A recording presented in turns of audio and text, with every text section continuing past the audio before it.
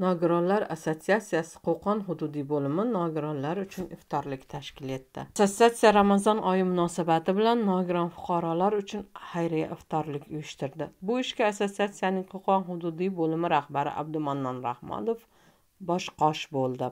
Uchko'prik, Qo'qon, Bag'dod, Marg'ilon, Buvayda, Farg'onadan kelgan mehmonlarga mehr va samimiyat bilan dasturxon yozildi.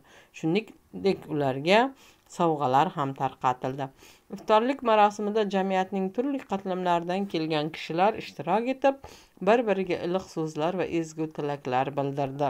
Bu kabi tadbirlarning ahamiyati haqida so'z yuritib, kelgusida ham shunday xayriya ishlarini davom ettirish niyatida ekanligini ta'kidladilar.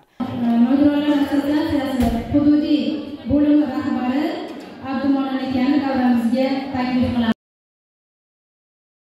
Muhtaram Prezidentimizni boqimandachiligidan oldini olish, kambag'alchilikni yo'qotish uchun chiqarilgan qarorlarga labbe deb javob berib, qanaqangi muammolar qo'limizdan kelgancha yordamimizni ayamaymiz.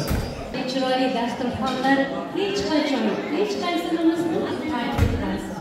Nima beradi insonga?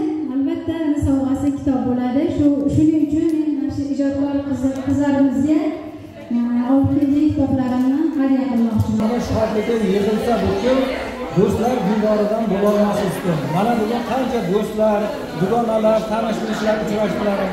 Juda ham xursandchilik bilan o'tiribmiz. Ishtirokchilar tadbirdan mamnun bo'lib, tashkilotchilarga o'z minnatdorchiliklarini izhor etdilar.